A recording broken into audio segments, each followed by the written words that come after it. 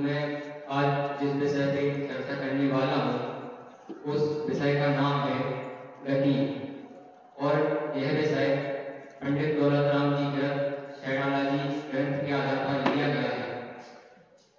तो सर्वप्रथम हम आज देखेंगे कि गति किसे कहते हैं और ये गति कितनी होती है और इन गतियों का दुख और हम ऐसे क्या कर्म करते हैं कि हमें इन गतियों में भटकना पड़ता है और दुख भोगना पड़ता है और हमें इससे अगर छुटकारा पाना है तो इसका क्या उपाय होगा और यह जीव किसके वशीभूत होकर इन गतियों में भ्रमण करता है, हम आज यह देखेंगे। तो सर्वप्रथम हम देखते हैं कि गति किसे कहते हैं। जीव की अवस्था विशेष को गति कहते हैं। वास्तव में यह जीव किसी गति वाला नहीं है।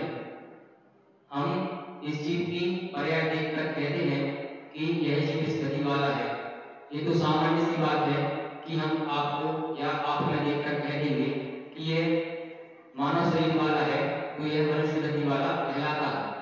और यदि कोई फ्रेंच पशु आदि को देखे तो उसको देखकर कह देता है कि वह फ्रेंच गति वाला पशु है, उसकी पर्याय देखकर कह दिया जाता है कि वह उस गति वाला है।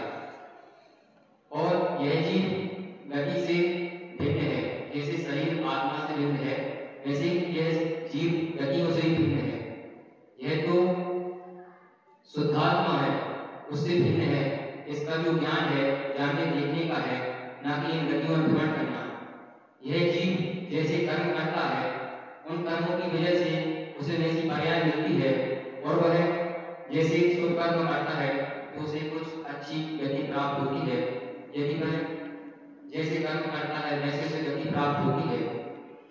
हम सर्वप्रथम देखेंगे कि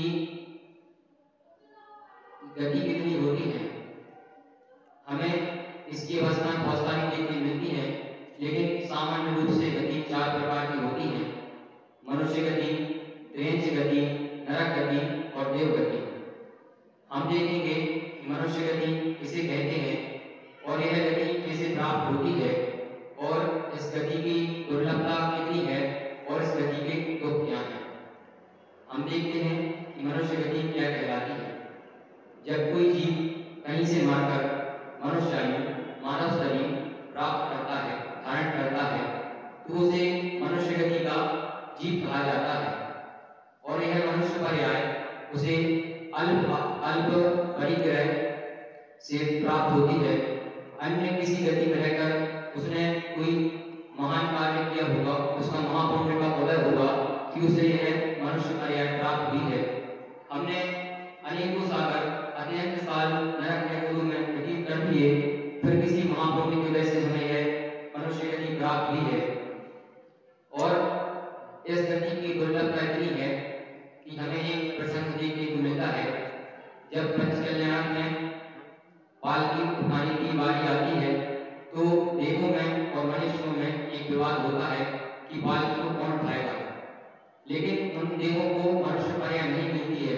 वह मांगते रहते हैं कि मुझे किंचित कुछ क्षण के लिए मनुष्य पर्याय दे दो, लेकिन उनके लिए पर्याय नहीं मिलती है क्योंकि उनमें संयम नहीं होता है। इस कारण उन्हें पर्याय नहीं मिलती है। और मनुष्य गति में क्या दुख होंगे। आप सब सोच रहे होंगे कि मनुष्य गति में बीवी, बच्चे, पैसे आदि सब मिल गए और क्या चाहिए। नहीं, इसमें दुख भी होते हैं। यह सब तो यहीं पर रह जाएगा, लेकिन हमें जो मनुष्य गति की दुर्लभता से मिली है, अगर हमने एक बार वह गवा दी तो हमें इसका कोई ठिकाना नहीं है कि यह मनुष्य पर्याय हमें द्वारा मिलने वाली है कि नहीं मिलने वाली है। हम देखेंगे इस मनुष्य गति के दुख। बालपने में ज्ञान न लभो, तरुण समय तरुणीत रहो, अर्ध करत कसम बुढ़ापो, कैसे रूप लगे आपो। जब यह जीव बाल अवस्था में रहता है तो यह ज्ञान प्राप्त नहीं करता है। ऐसा तो नहीं है कि आपको हम किसी को ज्ञान ना हो, बात यह है उसने ज्ञान प्राप्त नहीं किया। और जब उसकी शादी हुई, बीवी आई, तब उसने घर